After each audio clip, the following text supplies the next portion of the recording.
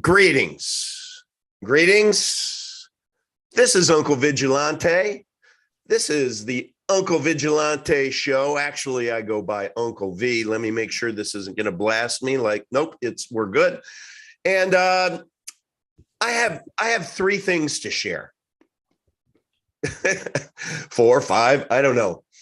But one is absence makes the heart grow fonder. I know that because I've missed you. I've missed you, man. Yeah, man. Number 2, Todd Lewis is just a legend. He's just a legend, man. And I get a host with him on this show weekly when we don't miss, but we've only missed one time. So, and the third one is I got my ass kicked. Todd Lewis, I got my ass kicked. Can I tell you a story? Please do. Yeah. So if you can't tell, little congested, and we're giving people a little bit of time to come into the show. So before I tell that story, Todd, if you'll permit, just because I want to say thank you, I want to have a nice little shout out to Chris Arima. Chris Arima sent me a gift, which is really cool. It's made out of wood. And what you do is you put a wine bottle in it and it counterweights. So it's like, that's the only thing on the counter. And then you have your wine bottle coming out with the nose down. And it's just very cool. And they put an Epic logo on it. And Chris, I just want to thank you because that was very cool.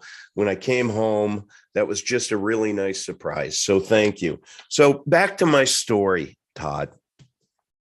So, man, where to begin? So I flew to Denver, Colorado last week, which is kind of the closest airport to where my dad is. And my dad is in Hays, Kansas, and it's a 5-hour drive. And so I get in my car, and you have to understand, I know I'm getting sick, right? I just feel like crap. I got off the plane. Denver, Colorado is really high altitude. My ears were clogged. You know, that feeling of those clogged ears that they just won't pop. And so I got a rental car and I'm driving, and I crossed from Colorado into Kansas, and there's a cop on the side of the road who has a trucker pulled over. And I was actually checking Telegram, and I buzzed right by him. And I know better. I know in that area you set your speedometer at 78 or you get stopped. They like making money there. It's the only way they make money in Kansas, I think. So I drive by, and about 5 minutes later, all of a sudden I see these red lights, and this guy pulls me over, and he says, do you realize that you passed by an emergency vehicle and you didn't yield? And I'm like, no, I didn't realize that at all. I said, I'm sorry. And he said, well, where are you headed? I said, my dad was just moved into an assisted living home, and us kids are all going to gather there for Father's Day because he's really having a difficult time with memory loss, dementia. Dementia really sucks, people. And he said, sorry to hear that, sir. Let me just go back. And so I'm like, okay, this dude's going to be nice. Comes back, gives me a $303 fine. So that was the beginning. So then I get to Hays, Kansas. I check in, and I'm a little bit nervous because on that previous Wednesday, the day before, my brother and sister checked my dad into an assisted living facility because it's the only thing to do because he has debilitating dementia, and physically he can barely walk around with his walker, and he's starting to fall. Now, I want to say one thing about my dad before I begin. 6 kids in the family. Sad sack story, but my mom left us when we were 8. My dad raised 6 kids. 6 kids, put us all through college, never missed making us a breakfast or a dinner, and he never missed a football game or a dance recital or anything. He's an absolute legend in my mind. This podcast is dedicated to him. Not podcast, live stream today is dedicated to Dad. He was the CEO of a bank for, gosh, he was CEO emeritus or chairman emeritus for years after he retired. But the guy's mind was just amazing, and he helped so many people in the community. And I love my dad a lot. So when I went to visit him in the morning, the first morning, I hadn't physically seen him for about a year. And, you know, he smiled, and then he started crying, and he just didn't know. He was so confused. Why am I here? You know, what happened? I don't get it, you know. And I'm trying to say, Dad, you're here because you need to be here. This is where we can get you memory care, physical therapy. And so I turned the smart button on, and I'm like, okay, I need to make an excuse to leave. And so I did. And I went to our closest Walmart. And I'm going to share this video because I decided what to do was to, where's my darn mouse? I decided what to do is kind of rewind, like, what would I do if I couldn't have memory recall? And, but I just wanted to be engaged. So I thought, what did my mom used to play with me when I was younger, and it was Crazy Eights. I don't know if you ever played Crazy Eights. And plus I wanted to see if Dad, knew how to play blackjack. So I'm just going to share this with you. It means a lot to me, everybody. But this is my dad, and I just want to share, it's a minute, 20 seconds, a little bit of my weekend. All right. Let me just make sure. All right. Oh, I'll race you to the light. I'll race you to the light. I'll race you to the light. I'll race you to the light. Yeah, I'll meet you at the corner, 'cause my folks are in a fight. Yeah, I'll meet you at the corner, and we'll tear across the hill. No, I'm not feeling quite right, but I wanna see you still. Yeah, I always wanna see you, 'cause you look inside my pain, and you cup it with your hands, and you call it by its name. Then you bury it between us in the dirt beneath. I just want you to tell the kids what just happened here. Okay. What just happened here, Dad? Who kicked whose ass? I kicked Todd's ass. He sure did. You changing the two? Yellow 8. Or is it Yellow? like You rat bastard. I got a draw. You're kicking my butt, Dad, again. Thanks. I could be a little brother. I could be a father too. Oh, I'll race you to the light. All right, I just had to.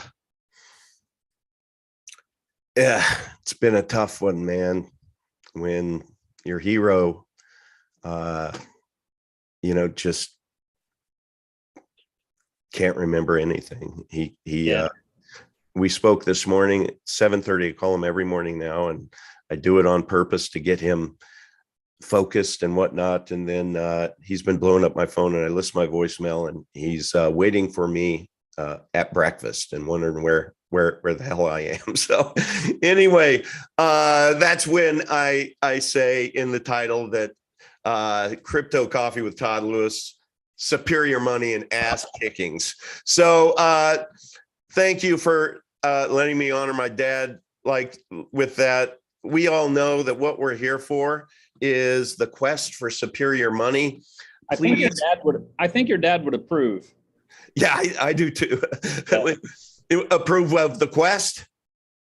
Yeah, I mean, he spent his life in banking, like 100%. Yeah, facilitating payments and unlocking commerce and letting society solve problems, right? absolutely. He would eat this up if he were, 30 years younger, I think. I'm betting if he were a few years younger, he'd be here running circles around us on monetary. Yeah, I think so too. I do. So the last podcast, we did a summary going through this page. And of course, what we're doing for those who might be watching this for the first time is it's what the heck? Okay. It's really been basically an analysis to where we came up with about 30 qualities or attributes of what superior money would be if it had all these qualities. And then we compare Epic Cash, of course, Bitcoin, gold, Federal Reserve notes, and Federal Reserve digital credits. So last week's show, you can catch up on us going through this analysis. But today we're going to start, and I know Todd has kind of a tight ending, and so we're going to kind of blow through this fairly quickly, and we'll just jump right in, Todd, if that's all right. Eco-friendly mining. Can you talk a little bit about Epic versus Bitcoin first? Well, I'm going to have to disagree with that check mark because today Epic does not have eco-friendly mining. Well, I thought that since we're using PCs and we're not using, I mean, we have 4% ASICs.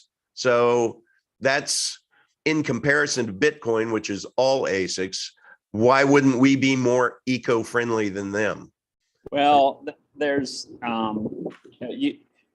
eco-friendly is a very judgmental thing. We certainly consume fewer kilowatts than Bitcoin does, but the problem is there's a natural market phenomenon, which is the mining reward just is what it is.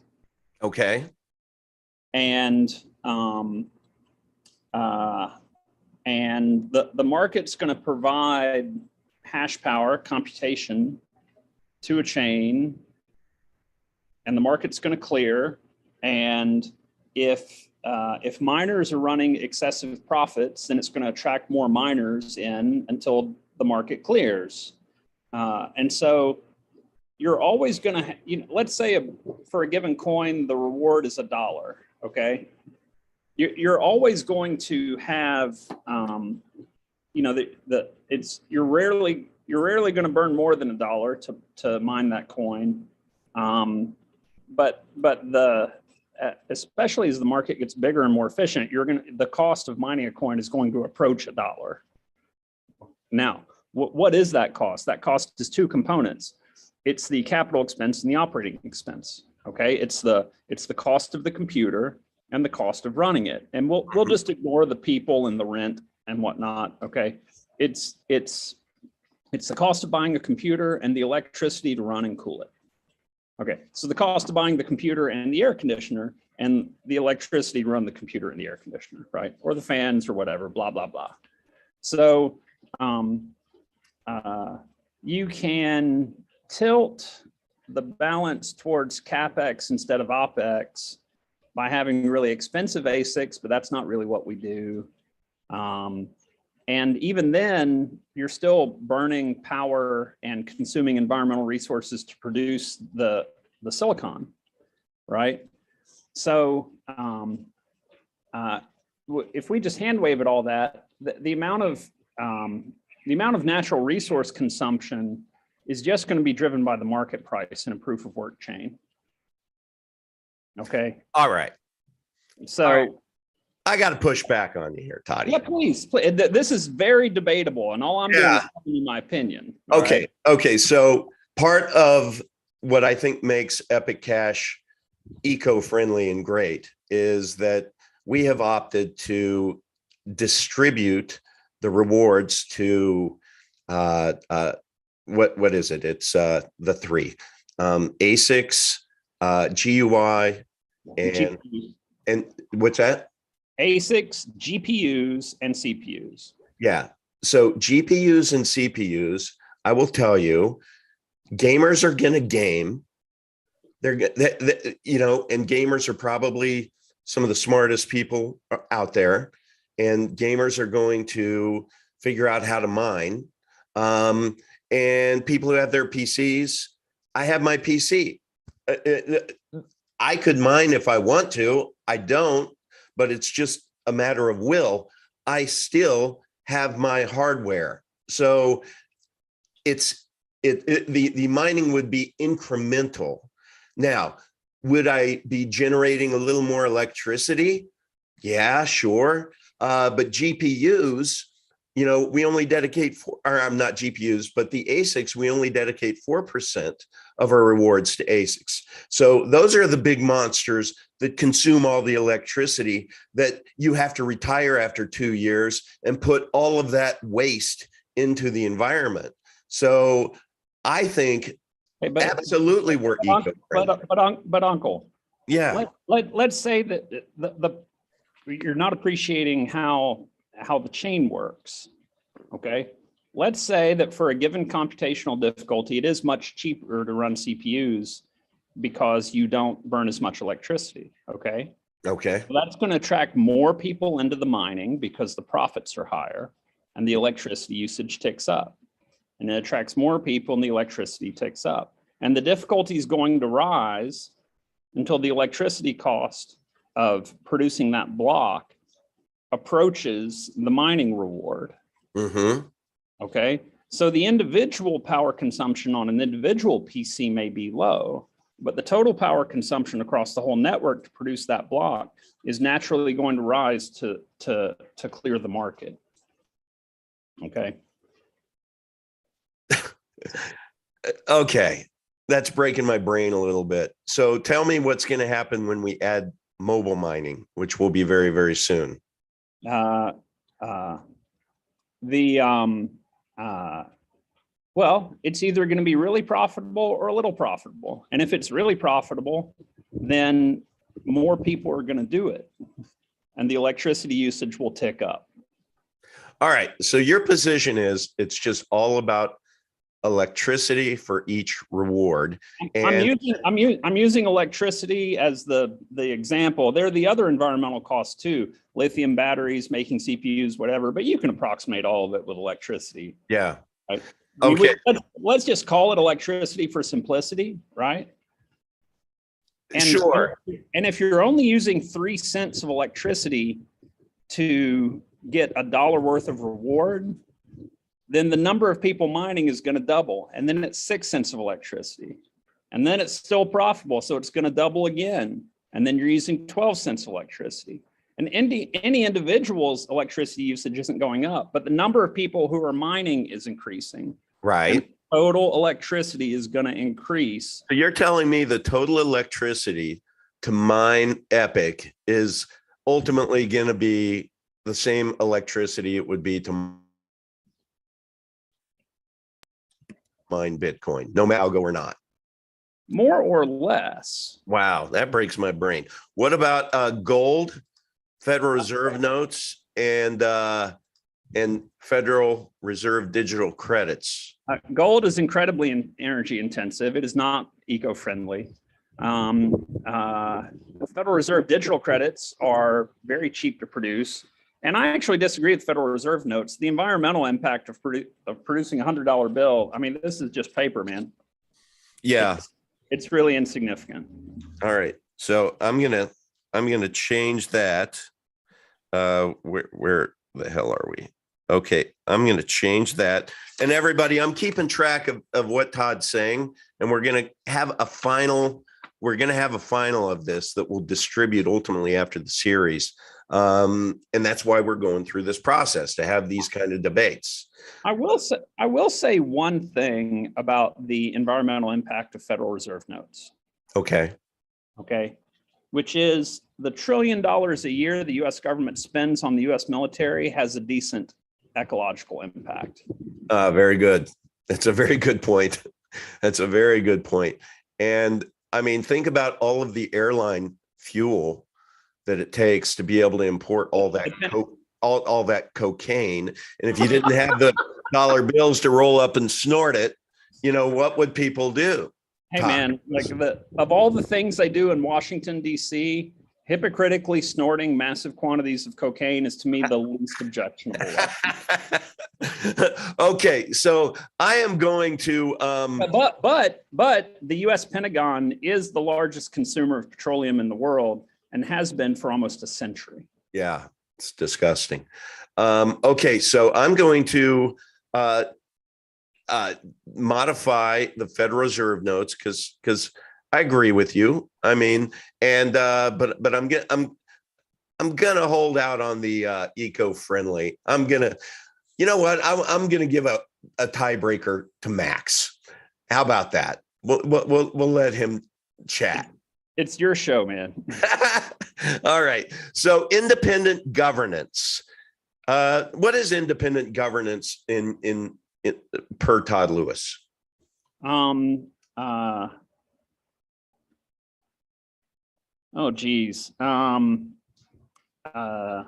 might call it open governance. Open governance? Oh, right? should it be open instead of independent?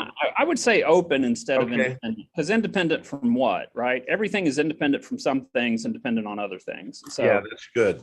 Yep. right. And if we're talking open governance, and that's the question of whether there's any single person who controls the whole thing. That's how Yeah. I would interpret it. Yeah. Any single people or group of people or organization. And for that one, I think the dichotomy is very easy. Okay. And I'm guessing the first three are a yes and the last two are no.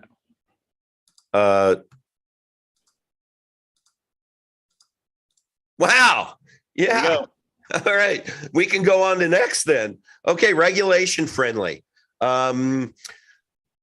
So that's a big deal right now, especially over this last month.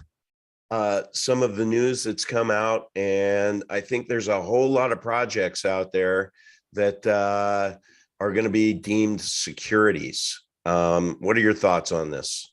Well, I mean, regulation friendly is a question of which regulations you're talking about. I mean, you could trivially say that everything is regulation friendly because, of course, people would never break the law. So, well, when you, all right, then what would you say would be regulation unfriendly?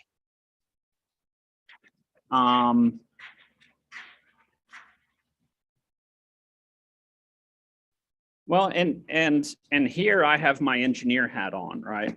Okay. In a what I think was an important court case, when Dan Bernstein sued the federal government over their cryptography regulations, federal courts in the United States held that that writing computer code is free speech, which it kind of trivially is because we can prove that computer code can express any formulatable idea and is in fact the most precise way to formulate any idea, and we have rigorous mathematical proofs of that. So if computer code isn't free speech, then you can make a computer science argument, then nothing is free speech, right? Okay. And as engineers, our goal is to find solutions to these engineering challenges and create the solution to the puzzle. Okay, that's what we do when we write code for Epic every day.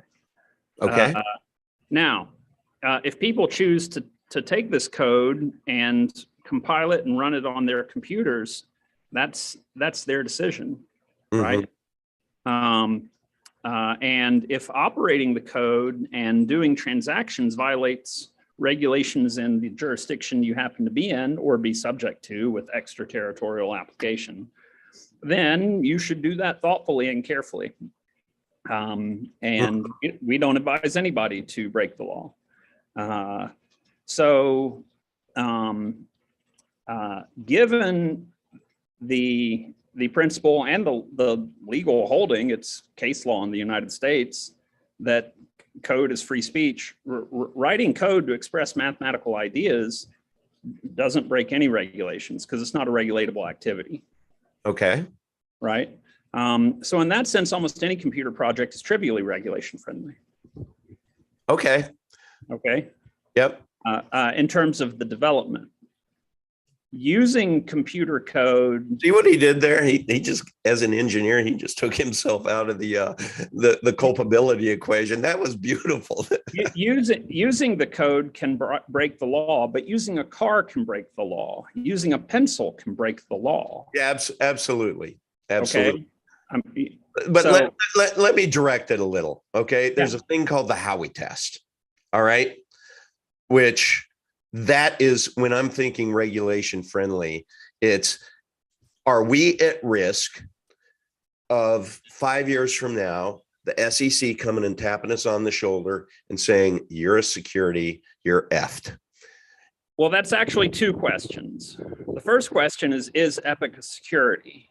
And the second question is the SEC gonna knock somebody for it, or the CFTC? Yeah. Right. Is Epic security? Absolutely not. Epic is a commodity. It has no cash flows. It has no earnings. It has no. It has neither debt structure nor equity structure. There's no reasonable definition of the word security under which Epic would qualify as a security. Agreed. Now, in a sane world, that would be the end of the discussion. But we have to consider the scenario where the SEC or the CFTC or whoever applies an unreasonable definition of security. And if you're asking me to predict the depths of insanity and logical incoherence to which federal regulators are willing to descend in their mad quest to control everything in sight, I'm afraid that I have no particular insight into that question and cannot help you with it. Yep. Then I'm going to stick with a check because Max spent a tremendous amount of time before launching with attorneys, and we score very, very well on the Howey test. Now, Bitcoin has been declared or not declared a security. Gold, Gold is not a security. Well, and this isn't really about security, regulation friendly. But gold has been regulated before, has it not? Has at one point in time, was it illegal to own gold? Sure, but that you could make an argument that makes gold regulation friendly. And in fact, Max has made that argument on this show. Has he really? So I'm wrong here? Yeah, Max said the governments can control gold. The governments can put regulation in place and they actually enforce it. And it actually makes it very difficult to transact in gold. So if that's the case, doesn't that make gold regulation friendly? I cannot argue with your logic there. Right? Yeah, I'll concede that. Yep, I'll change that. Federal Reserve notes. Yes. And digital credits. Yes, because it's their baby. Right. All right. Durable. I'm not the smartest uncle in the world. And so when I get to durable, I guess I don't understand necessarily. Let's see if we have a definition here. If I can find durable, so that we know. Isn't this funny? This is the second time I've done this. And I realize we have one to where we don't have I'm not seeing durable. So note to self, add durable. Can you educate us on durable? Yeah, durable is one of the classic criteria for money. Let's review what money is. Okay. Money is a commodity which has emerged in the economy and general usage to a monetary function. Okay. Which is that it is generally marketable. Okay. Monetary transactions are a subset of barter transactions. They're a very special kind of barter transaction. Okay. I give you this physical totem. Okay. And you give $100. $100. Okay. Yep. So I'll give you this piece of paper. We have these ideas around what it is, but physically it's a piece of paper. Piece of paper. Yeah. Okay? Printed paper. Right. I'm giving you this physical totem, and you're giving me here. Let's really help our buddies in Utah. You're giving me heroin or missile launchers or child pornography. Okay. All right. And that is let's say missile launchers, because they're physical things. Okay. I give you this piece of paper, you give me a missile launcher. That's a barter transaction. We're exchanging two physical things. But this is a very special physical thing because the practice in the economy is that this is generally accepted in trade. Okay. Okay. And the question of what constitutes, what's a good candidate to be a money? Well, it needs to be a commodity, something, and then it needs to be uniform and divisible, right? So I can take 100 and I get 520s for it.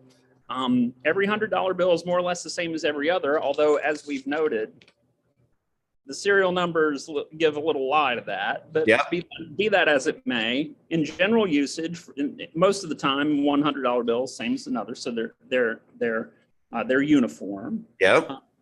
And then the other question is we're considering which commodities can be used as money, is that they need to be durable. Eggs are uniform, they're not divisible, but they're not durable. Eggs would make very bad money because a week later it goes bad. Okay, great. Okay. Yep. Cigarettes have been used as money. And what you end up with is 5 years later, you have a cigarette pack filled with tobacco dust. Because in being passed back and forth, they just get worn down, right? Yeah. Now, they might still be accepted because everybody just socially accepts that, if someone else will take it, I might as well take it because I can get paid, right? Yeah. But this makes cigarettes not great money. It's only in extreme cases that people use cigarettes as money.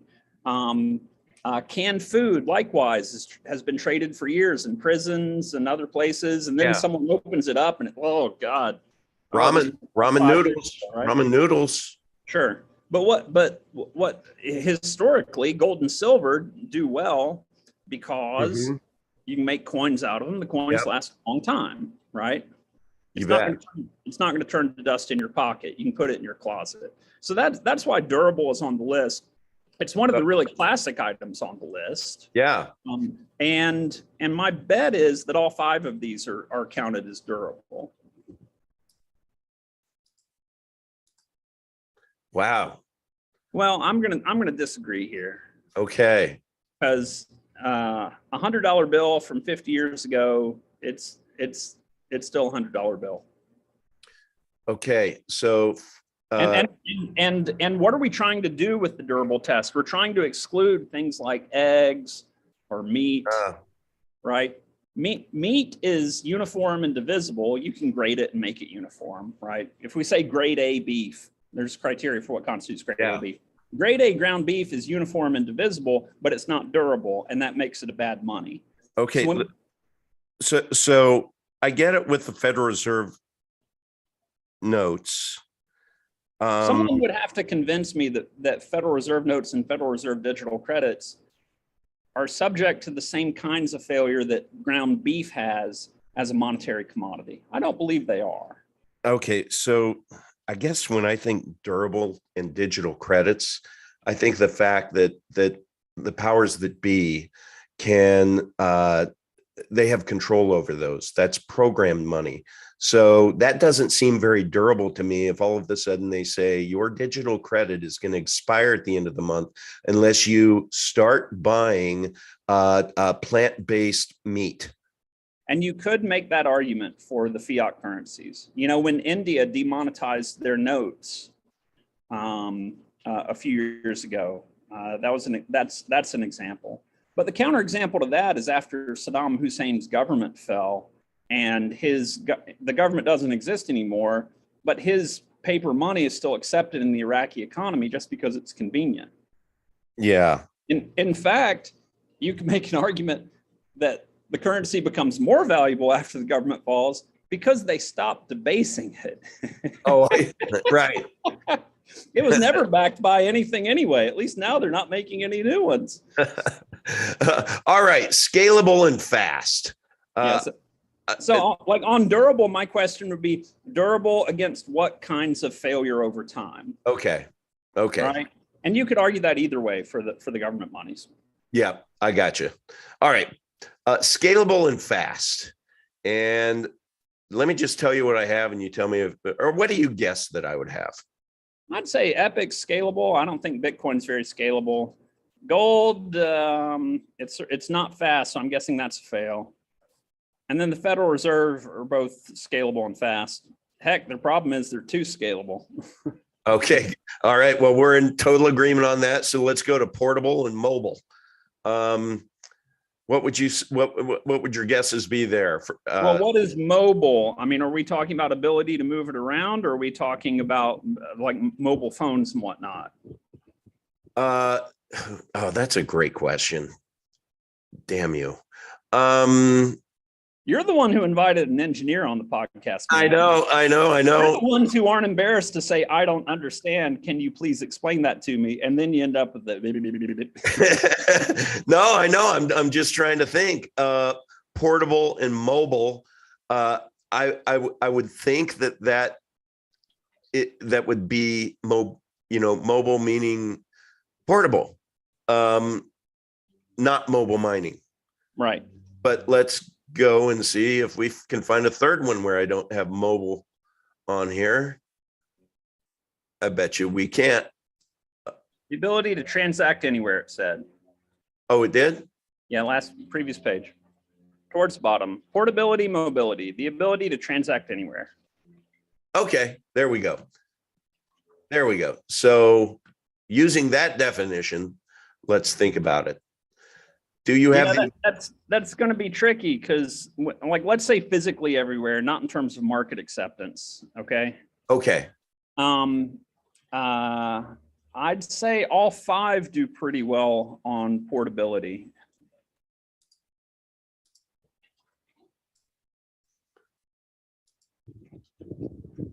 Yeah, my problem with an X for gold there is that for 3,000 years we carried gold everywhere and conducted the entire world's economy on it. Yeah, there were a lot of people that hijacked that gold, and they decided to port it elsewhere, which is what created the need for notes. Well, I'll go a step further. In East Asia, the names for the currencies are all the same. It's the yen in Japan, it's the won in Korea, it's the yuan in China, but they're all the same word. They mean round. And you're like, oh, it's the same word in Japan, Korean, in Japanese, Korean, and Chinese. It must be a really old thing. It's not a really old thing. That they all refer to one specific round coin, and that round coin was a technical innovation. It's the Spanish doubloon. Okay, this was the 1600s that the Spanish galleys went from Mexico and Peru to the Spanish Royal Mint in the Philippines to mint the silver, and the Spanish flooded East Asia with the Spanish milled dollar, the same as the constitutional currency in the United States. When the $20 limit on federal civil suits in the Bill of Rights is expressed in terms of Spanish milled dollars, and then the courts redefined it, and I think they're wrong in that. Can I just say something here? Yeah, people, where else are you going to get this kind of knowledge drop? Hey, why don't you go watch Richard Hart? Race his Lamborghini and show off his gold watches and stuff. Is he giving you knowledge that can make you better? Is he sharing a T-shirt like this? Todd, can you read it, please? I did. I read it earlier, but I can't see it with the screen in this mode. Oh, I'm sorry. It says, I like how when you read this, the little voice in your head takes pauses. Because it has periods after each word. Yeah. Yeah. And I'm running out of funny shirts. I mean, geez, I need to load up. I was at Target the other day and I didn't see any. Yeah. Yeah. So people may have to forgive us. I'm going to have to work on that. So I would argue that the gold and silver standards of like the 1700s was actually more portable than the modern fractured fiat monetary system, because you had global money that was moving globally. and Mhm. monetary phenomena were global. When you had a big mine supply, it affected prices globally, and people moved gold and silver around the world. That was the reason for the opium wars. I mean, so I think there's hundreds of years of history of gold having extreme mobility, massive mobility. And you can say it was a higher cost, and that's fine. There's risk of theft and typhoons sinking the ships and whatever else, and that's all fine. But the fact is, gold has a proven history, the most proven history of being globally portable. And it was used that way for centuries and even millennia. And that's why I disagree with the X there. Okay. But again, it's a matter of definition, right? Yeah. I think the shit hits the fan and you need to grab your money and go. That gold is probably my least favorite option if I had all my wealth stored in it. I think, man, gold is high on my list of things I do want. I know you want it, but I'm talking about no. In a shit hits the fan scenario, if I have to grab and go, I want a few ounces of gold on me, man. All right, I'm not talking a few ounces of gold. I'm talking about your wealth, your store of wealth. But that's not portability. What do you mean? Epic cash. If I have all of my No. Your big store of wealth is at the other end of the spectrum from things that need to be portable. All right, so now we're talking about situational. Yes. Definition. Right. Yeah. So I'm saying if you need portability, if it's time to get up and go, then there are. I agree with you 100%. I mean, I think most of us watching have a little silver and gold that they have in their little, somewhere. Not enough. Yeah, not enough. But yeah, you can stuff your pockets and run as fast as you can but kind of hard to put those big ass gold bars in your That's what we call high class problems, Uncle. Yeah, good point. All right, let's go to available to the unbanked. And I just know what you're gonna say. I know what you're gonna say right now.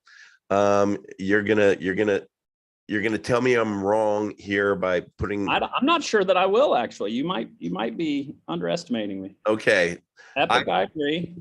I available to the unbanked. I think what you would say is it will be, but it's not now. Oh no, I think if someone's technically adept, they can at low cost get a device, get a solar cell, get Epic on it, and do Epic transactions. Okay, so in that, like, we want it to be better, but the technology is there and it is accessible. Okay, so in my mind, I'm thinking available to the unbanked is really going to be unpacked when we have our mobile mining. Would you agree? I think that'll help. Yeah. So then I have an X here, I think, but based upon what you just said, I think I'm not so sure about that. I mean, probably.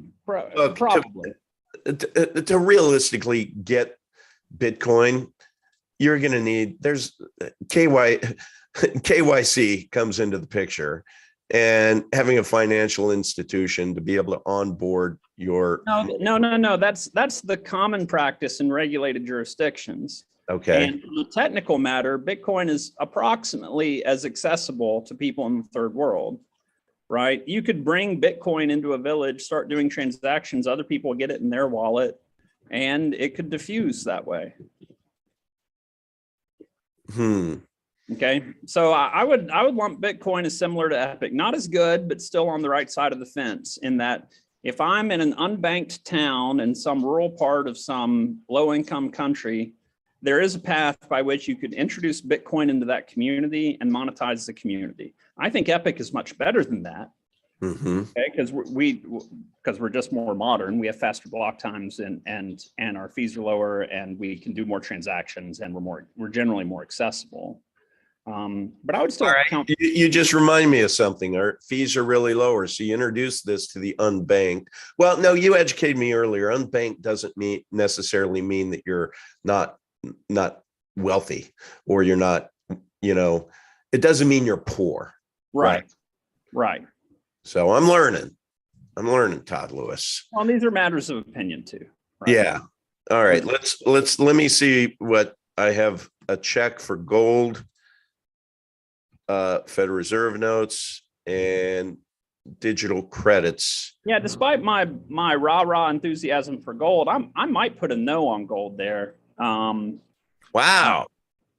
But I don't know. You could argue it's the same kind of question as Bitcoin. How practical would it be?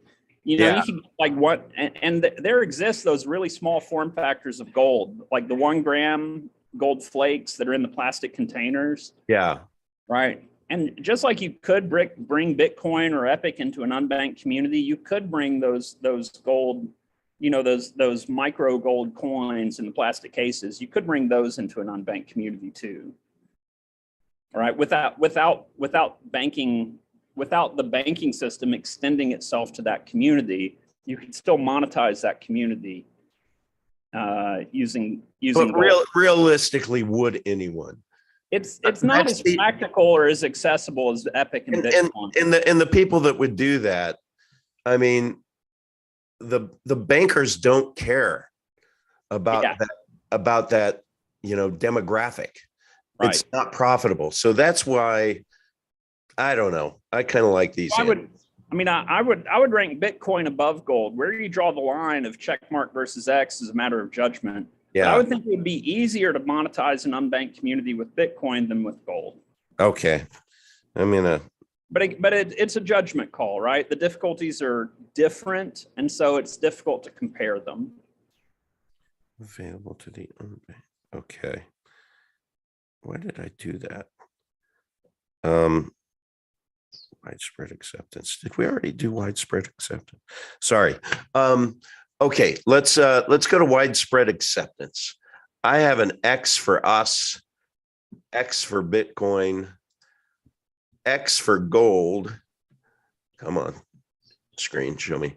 And then I have a check for Federal Reserve notes. Do I have any of those wrong? Agreed. All right. Quantum future proofed. And I have FF for us, which is, of course, we've discussed as future feature. Yes. Tell us why Bitcoin is not quantum future proofed. Because they only have a single mining algorithm, and there's no straightforward way to add new algorithms to Bitcoin. You'd have to re-engineer the whole thing. Okay. Okay. Right, so the door is open for us to do it. And we designed that door because we do want to be able to add new proof of work as the cryptography landscape changes. Right. And that door is closed for Bitcoin. Okay. Okay. Then quantum future proof. I have a check. Yep. For gold, an X for. I disagree with Federal Reserve notes. You do? Okay. Yeah. Educate me. How's a quantum cryptography algorithm going to have any impact on my $100 bill here? Great point. Great point. The Federal Reserve digital system is run by government bureaucracy with off-the-shelf encryption. Yeah. So that one you can leave as an X. Okay. But I think the paper notes are completely quantum proof for the same reason that gold is. They're not protected by cryptography. No, this is why we do this, everyone. This is why we do this. Can you believe we are at the last one here, Todd? Means of payment restricted. So we have means of payment above had perceived, but this is means of payment where, Is there a definition? Let's go down. Means of payment. I think we changed medium of exchange to means of payment. So let's see. Let's see what medium of exchange. An asset which is used to trade for products and services. Wouldn't that be the same as means of payment? I mean, it's hard to say. Do you mean theoretically or do you mean in practice? Don't know what the hell I'm. Let's see what the answers are. Okay. A means of payment restricted.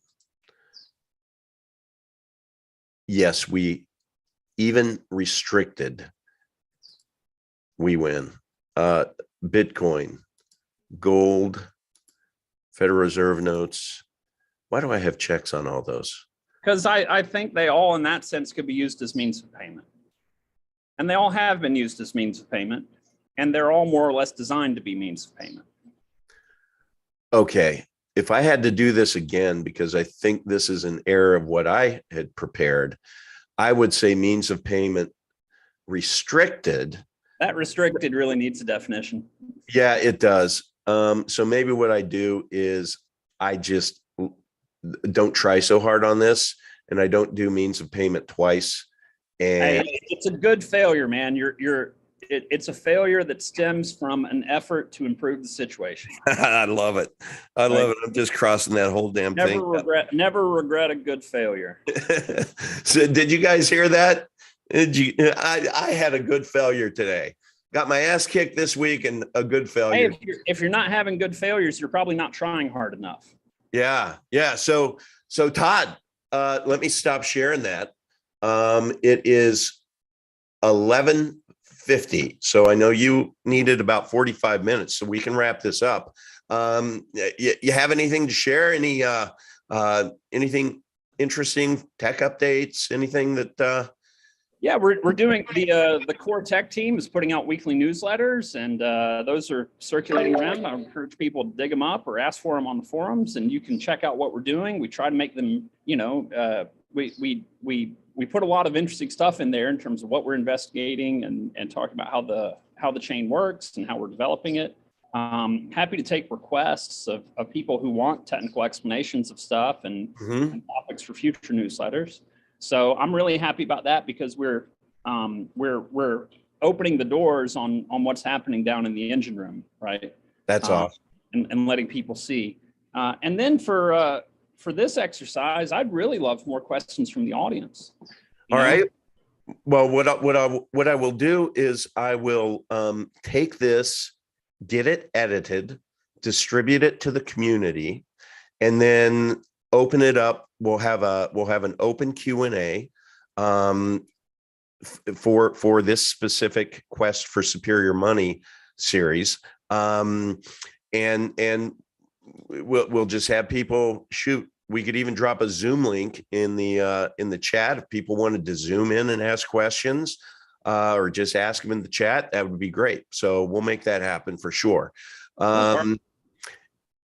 Anything else, Todd? I'm trying to be sensitive of your time, and everybody else.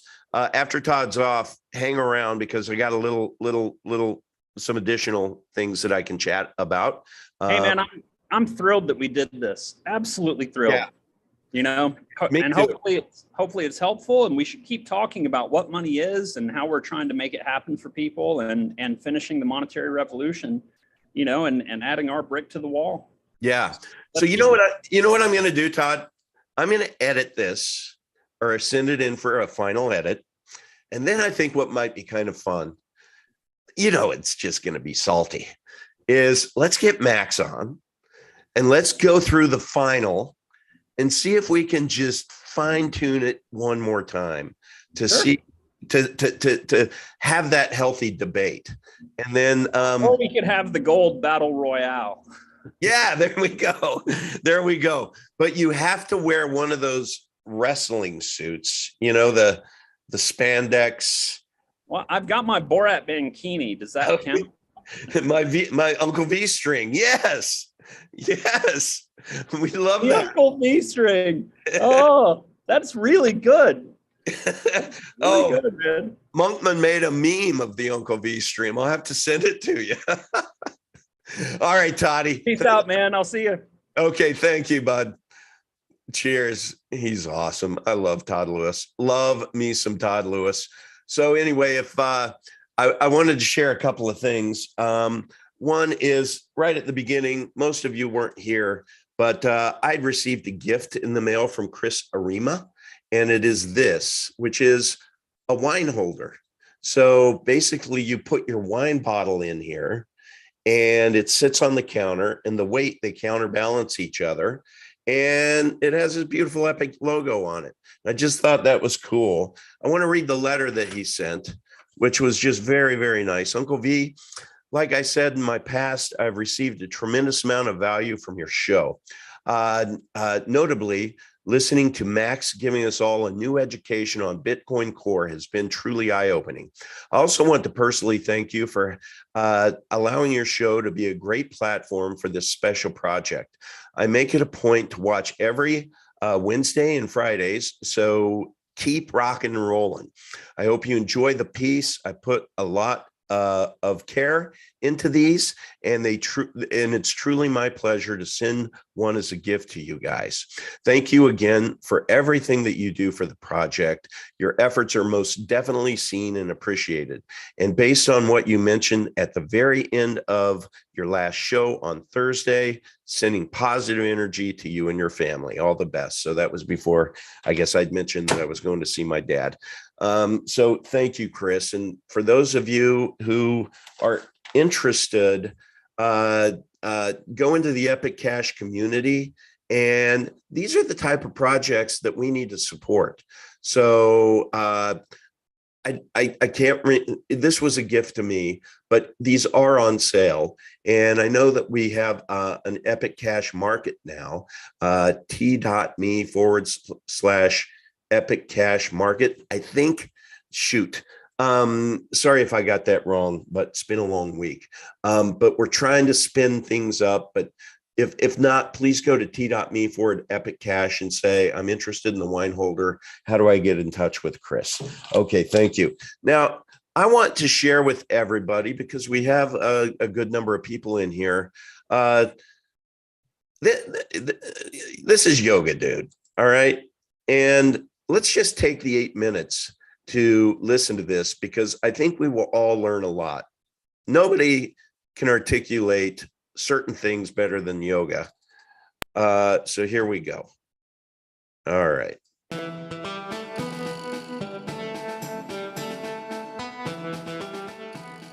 Howdy, folks. Welcome back to the Wild West Crypto Show. I'm Drew, and I've got Gene with Epic Cash with me. Gene, how are you doing? Austin, doing consensus? Great. Love it. Yeah, Love yeah. it. Just weird, really getting really rolling. Good. Just the right amount of weird. It is, man. It is. Yeah. Let's keep Austin weird. So, Gene, what are you doing in the crypto space that's new and innovative? So, and I know everybody says this, okay? Right. And there's 20,000, coins out there, but we actually have something special. Okay. It is a privacy crypto. It is a layer 1, so it's original. It's not like a token or something. So it's a full-blown coin. We took scarcity from Bitcoin, so we have 21 million cap. Okay. So we got the scarcity. We have the privacy. Okay. We're using this algorithm called Mimblewimble, which makes the blockchain really light by not keeping the transaction amounts and not keeping the address information. Okay. So we didn't set out to make it private through obfuscation like Monero or some of the other guys, Right. where like you still have the real data, but then you throw a bunch of garbage on top of that. Okay, but that weighs the blockchain down. Yeah. So our blockchain is only like 2.5 gigs. Oh, okay. Wow. Okay. So Bitcoin is about 400 gigs right now. Right. Monero is around like 80, 90 gigs, whatever. So we keep it short and tight. Okay. We are growing. We did a fair launch, so we're not a security. So we did a fair launch, no ICO, no venture capital, no pre-mine. So we went mainnet. People were able to mine us. So we have this totally egalitarian mining approach. Okay. People can mine us with gaming PCs. Okay. With Okay. business PCs. Yeah, sure.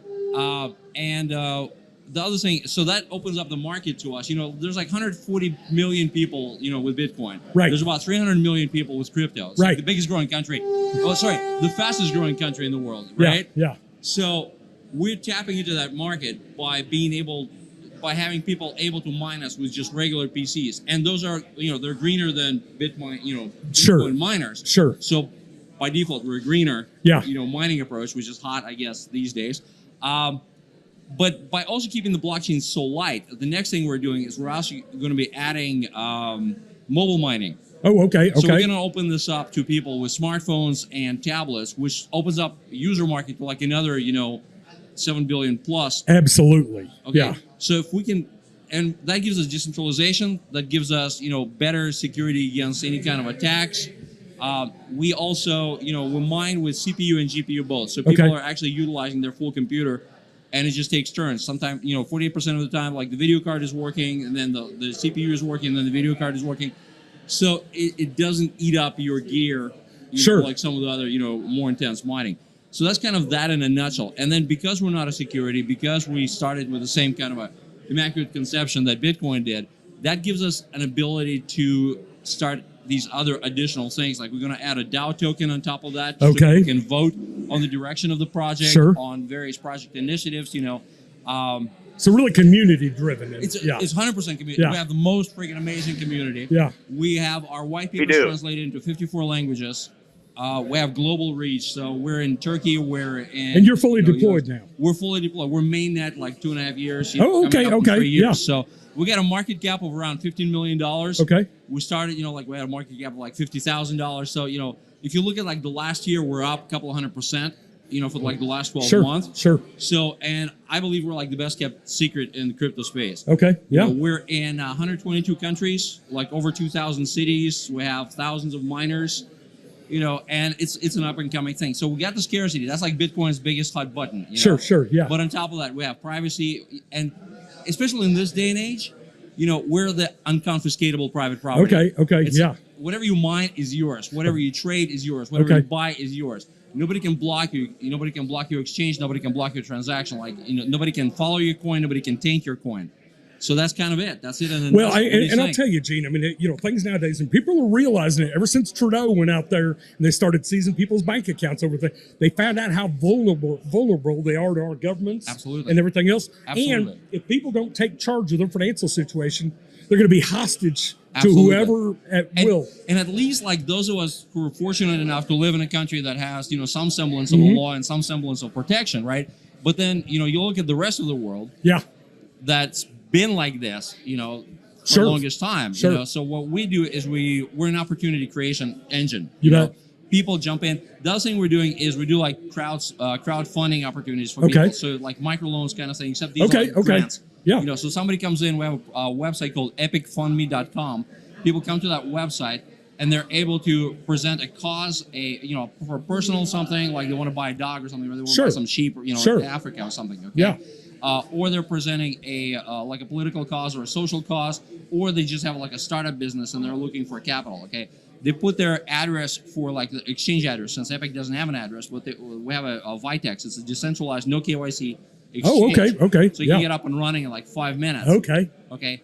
And this is an app on your phone, or it's just a website. Okay. So anybody can go there, and we don't collect the funds. We don't there's all these problems like with Canadian truckers and with some of the other ones. Like folks collect the money, and then they can't get it because somebody decides that they're not worthy or whatever. Yeah, we don't get ourselves between the people and their money. Okay? It's peer to peer. It's peer to peer. Just that's it. All we do is we just provide an index for people to just list it. Okay, so this is kind of like our ethos. This is kind of the thinking. Freedom loving people across the world helping each other. And kind of recapturing what crypto was about. I got into Bitcoin like in 2011. And we're all like bright-eyed, bushy-tails, and we got like, oh my God, we got this amazing stuff coming out of our computers. What do we do with it? We tip each other like a Bitcoin for a joke. Yes, that kind of stuff, right? And then like the maxis came in and the banks came in and everybody else kind of like, and they kind of twisted this thing, And what we thought was private, and we found out like, well, I give you a Bitcoin, and now you know how much I have left. That's right. Yeah. Now I know how much you got and where you got it from, and tomorrow if you're going to do something else with it, I can follow that. And it goes, backwards, right? So then evolution kicked in, and more projects started developing, and that's how we stand on the shoulders of giants. I mean, right? Sure. I'm not denying Bitcoin's contribution. It's freaking awesome. Satoshi is God. Sure. But it's 2008 technology. And other solutions are necessary. Absolutely. You bet. And we've learned that. And a lot of the rules of the game were changed on us by the government, by the economic, environment, by the country's relationships, right? So we got to evolve. We got to improvise. We got to move, So, and if people say like, well, what if somebody comes out with better crypto like tomorrow? So our algo mix is not dogmatic. So it's not set in stone. Okay. So if something comes out that doesn't suck, we can subsume it. We there can you incorporate go. that in. There you go. So that's future proofing. Yeah, that's awesome. That's it that's in awesome. a nutshell. So I tell you what, folks. Website is epic.tech. epic.tech. That's it. Nice and short. Okay. Yeah. Love it. Well, congratulations Thanks. on doing that. Part of the reason I got into space, Yeah. this is going to level the playing field globally. That's the It'll plan. do more to lift people around the planet and Bank on bank and You just bet. help people at least, hedge it against inflation. Yeah. And hang on to the money that they earn. Yeah. You bet. That's it. Yeah. That's awesome. Congratulations, Thank man. you very much. Thanks for coming on the show. We'll follow you. Love it. Yeah. Thank you very much. Appreciate you, Later. buddy. You bet. Folks, Wild West Crypto Show. Be back here in 2 minutes. Thank you.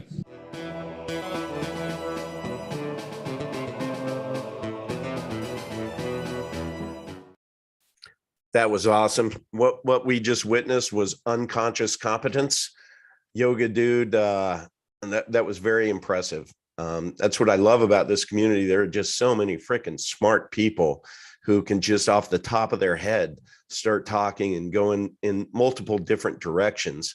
And I mean, whether it's Mike Mumola or Max or Yoga, there are just so many amazing orators out there and who are making our case. I will tell you one case that was made yesterday was Max. Well, let me just back up. Let me tell you what Max is doing. That guy's just so smart. So he's writing a book called The DNA of Bitcoin.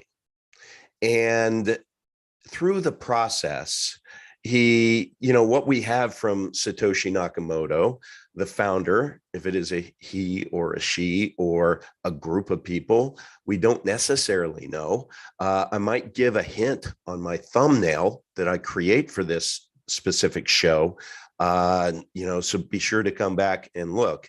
It's going to be a hint. It's up to you whether or not you think we're on the right trail.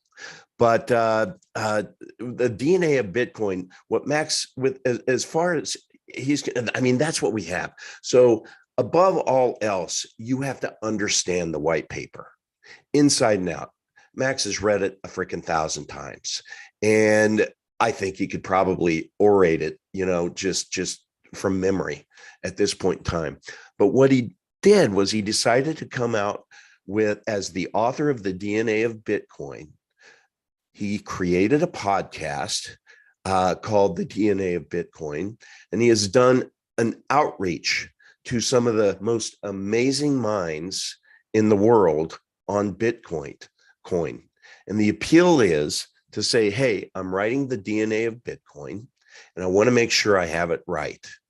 So would love to be able to have you on my podcast to be able to explore the white paper and go through a thought experiment of if Satoshi had a mulligan and he could create Bitcoin with today's technology, what might it look like?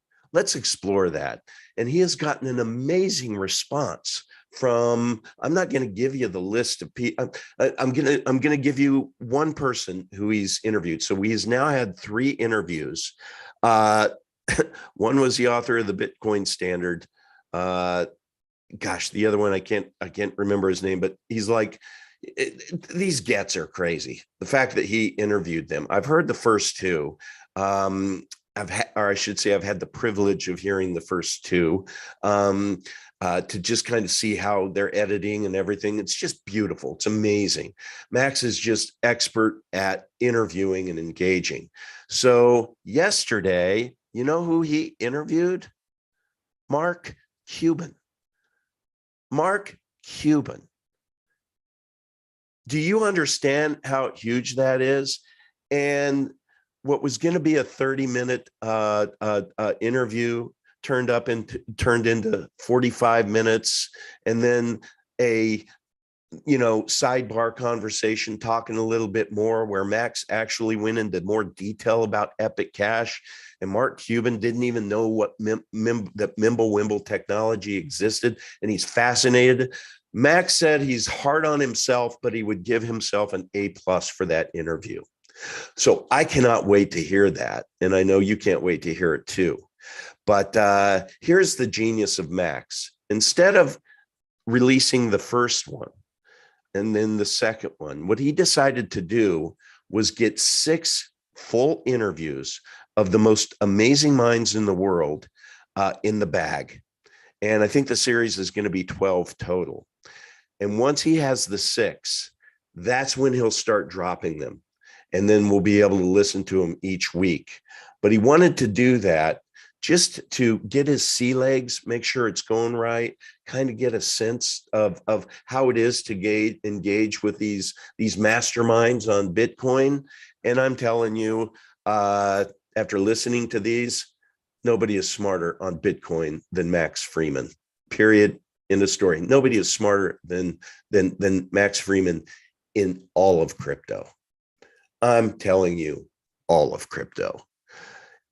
I tell you, I know we're not supposed to do this. We're not supposed to make price predictions, but man, we are so undervalued. It's just absolutely obscene.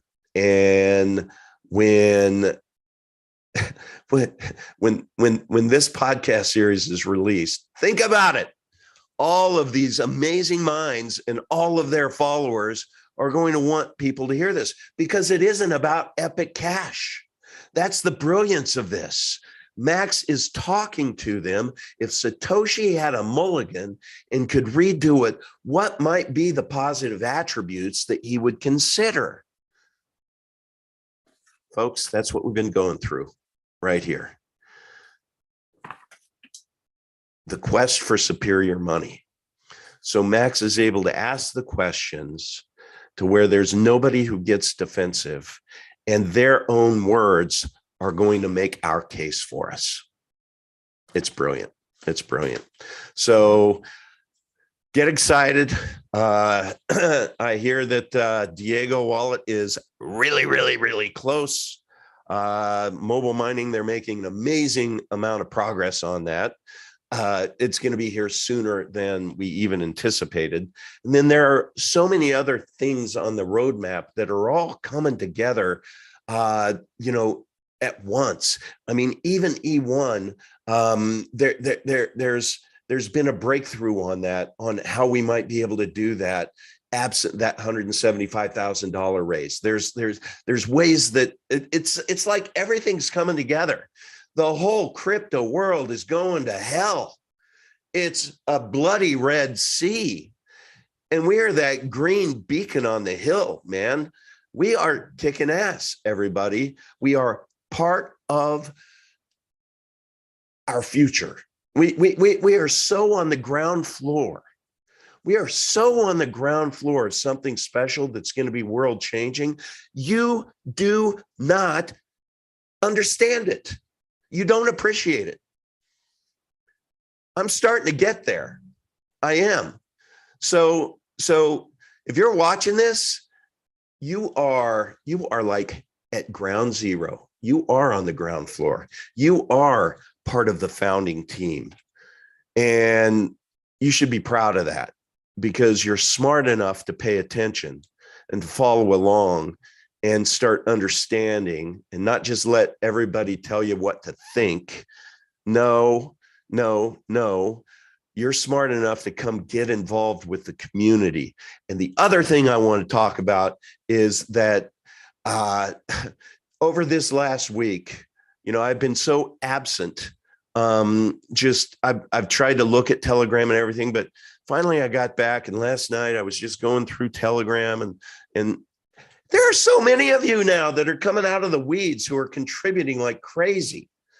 I mean, it's like I wake up and all of a sudden there's just a ton of this activity that's going on. And it's like, nobody's directing you. It's just manifesting. The community is starting to get traction. And it's like somebody put chains on tires in a snowstorm, and now you have the tractions. It's beautiful to see. And I want to thank all of you who are doing that. You're leading with your chin, not your hand out. And it's self-evident. It's what's going to help us flipping Bitcoin even faster than we ever imagined. And flipping Bitcoin, we will. I have no doubt. Okay. I just needed to get that all off my chest. I love you, everyone in the chat. I really do. I missed you. I hope you enjoyed this show. And I I sure did. I needed you guys. I really did need you guys. And come back on Friday, Epic Cash Live on Friday. It's going to be one heck of a show again. But thank you, everybody, all of you Epic OGs in the chat. All right, man. Cheers.